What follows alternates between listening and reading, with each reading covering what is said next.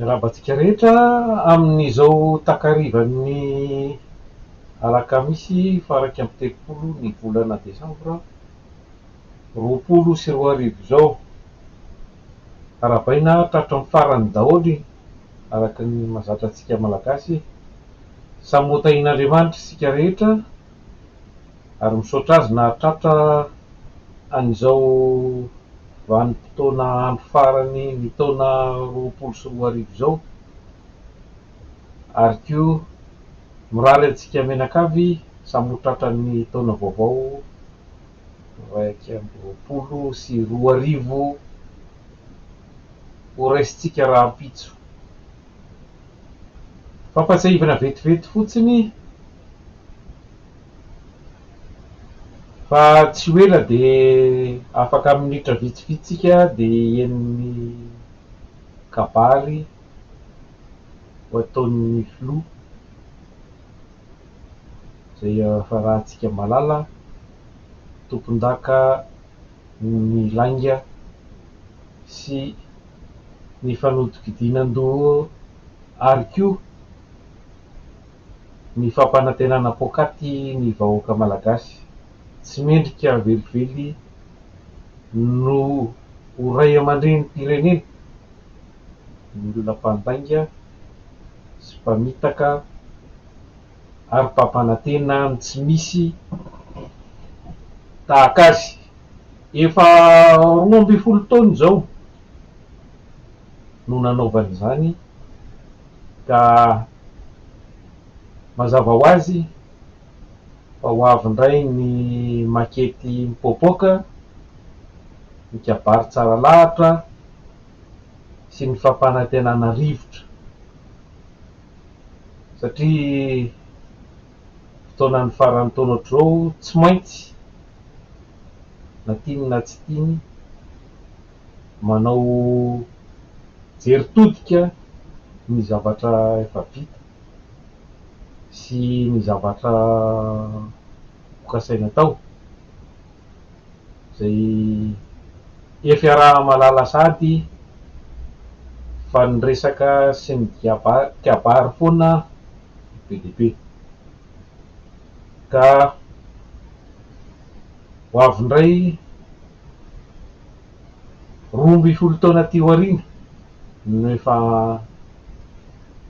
niresahana ny resaka tramway, resaka ny ampy an'ity Miami sy ny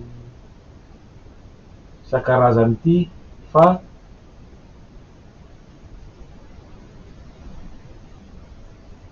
androany dia resaka grand chantier indray na hoe asa goavana no malaza indrindra sy tradradradraina amin'izao fotoana. Grand chantier inona? Efa 12 taona no niandrasana izany, satria akotsina neny ao anatin'ny 12 taona izany efa tsy lany nikary intsony izany, efa tsy hay intsony ny ilazana azy. Ary ny zavatra tiako tsipihina fotsiny dia ity: matoa-tsika tonga amin'izao toerana misy amin'ny firenena malagasy izao,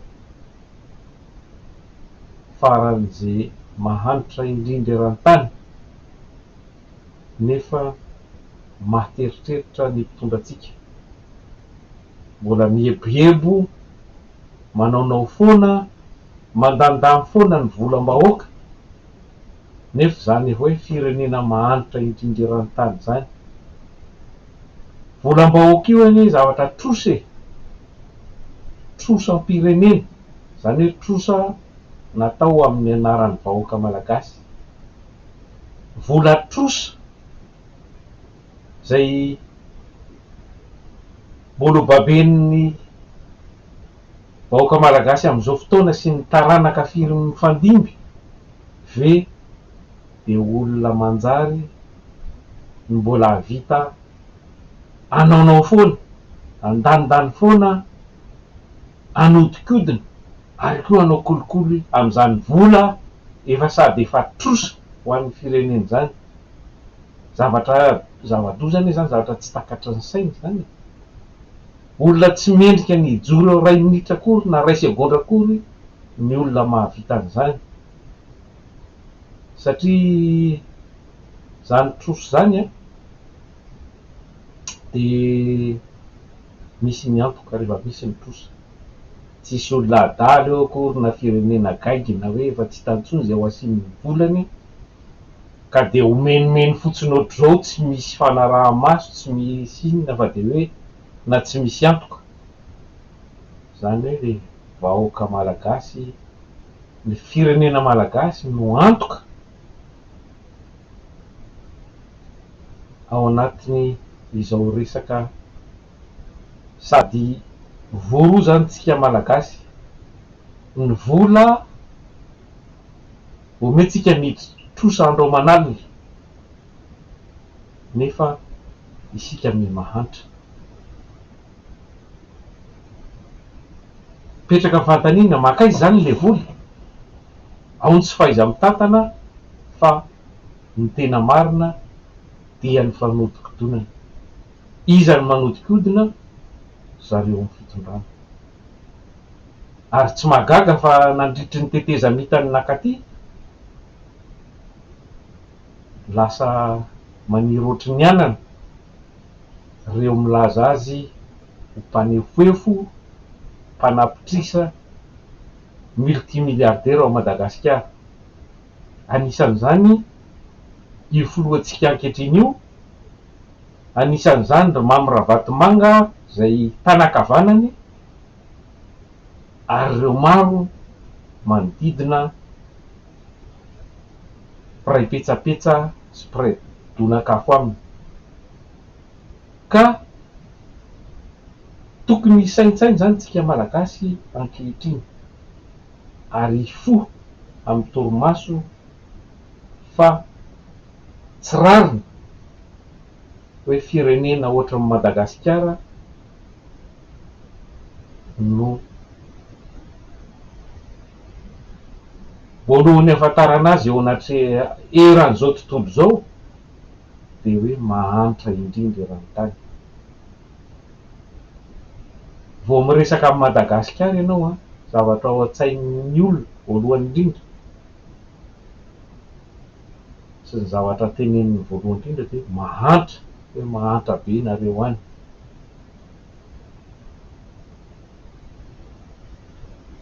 Zay no viditry ny resaka hoe c'est un très beau pays. Ary ny firenen-kafa, ny olo-kafa, ny vahiny de manipika tsara koa. C'est un pays très riche mais vous êtes pauvre. Tsika ihany zany no mampahantra ny tenatsika de ny tsy fahaiza mitantana, ny tsy fahamarinana, ary indrindrandrindra ny kolikoly, zany hoe tsy fisiana intégrité eo amin'ireo mpitondra atsika. Ka amin'izao vanim-potoana zao a dia tokony saina sy eritreritry tsika mianakavy. Andro fety nefa ny akamaroan'ny malagasy tsy afaka sitrak'izany akory. Inona moa no mba atao hoe fety eo amintsika? Na mba misakafo afaka kokoa noho ny isan'andro, na izay fotsiny ary de efa ny fitopolo isan-jaton'ny malagasy no tsy afaka misitrak'izany intsony amin'izao tsika miteny zao. Zavatra tsy azo ekena sy tsy azo leferina zany fa tokony hifotsika malagasy ary tsy anaiky ho ampatoriana. Isan'andro lavo zao hitantarana abobo sy ronono matavy sy zao atsanga tsy amanorana rehetra zao ilazana fa ho atao zao ty ho atao zatsy ry, tsy anaiky zany tsony tsika fa hijoro hitaky ny zontsika satria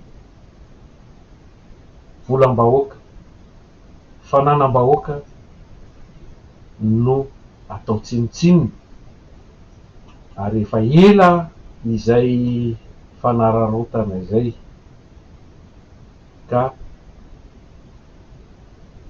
ampy zay. Ary am'ty taona ho avy ity dia mbola ho sarotra lavitra ny zavatra miandry atsika satria zao vao manomboka miseho ary miatra ny krizy ekonomika nentin'iny valanaretina covid-19 iny. Iny moa de mbola ho rerenatsika manokana anazavana an'iny satria fiasko tanteraka nentina nanararotana fotsiny nanitsakitsahana ny lalàna sy nanararotam-pahefana ary nanodikodinana ny volam-bahoaka. Resaka tantaram-bola mitohy iny satria zavatra tsy mbola vita ny covid-19 io rahantsika mahita eran'ny tany io fa de mitombo andromanalina ireo marary. Inona moa no mampitombo azy satria tombo ny fitiliana ary io ny tsy fitandreman'ny rehetra manao tandrevaka ka mamevahana ny valanaretina. Ny antsika moa dia latsaky ny olona ray, tsy olona ray akory ao anatin'ny zato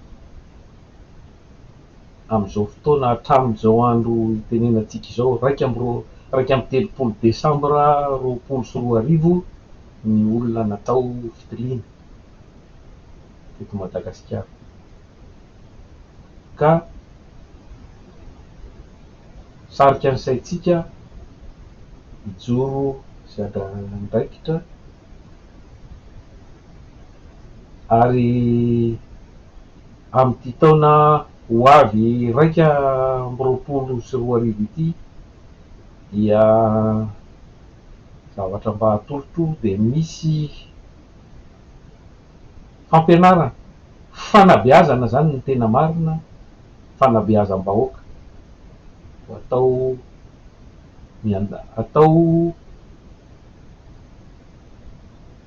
isan'andro na raha mbola misy zany ny vaovao misy zavatra tokony ho fantatry ny vahoaka, tokony hifampanabeazana sy hifampizarana entina miatrika ny taona raika amby 2021 mba ho tsaratsara kokoa ary antenaina fa hitondra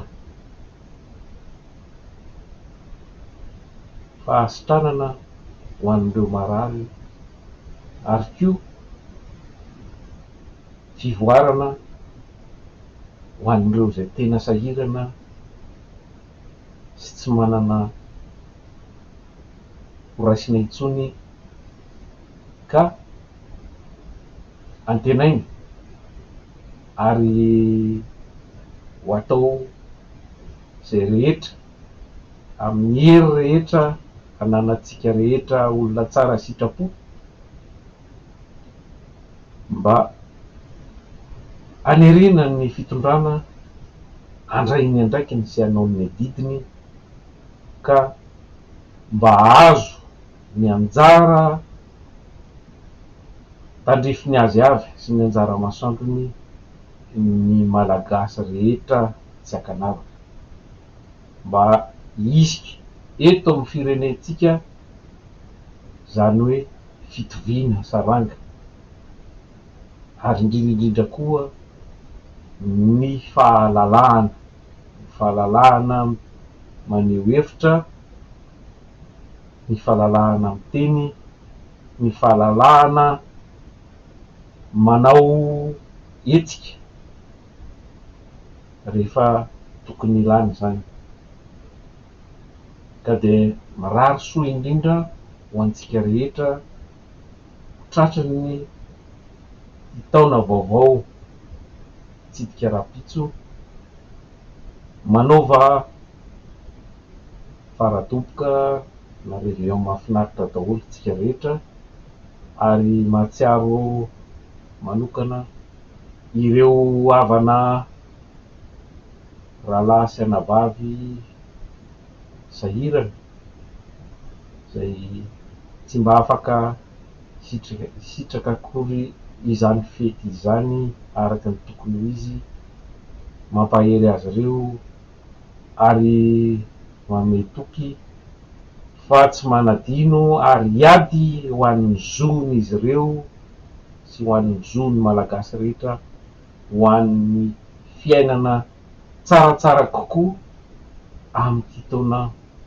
vaovao 2024 ho avy ity. Mandram-peo Nataony indray tompoko ary manaova réveillon mahafinaritra daholo.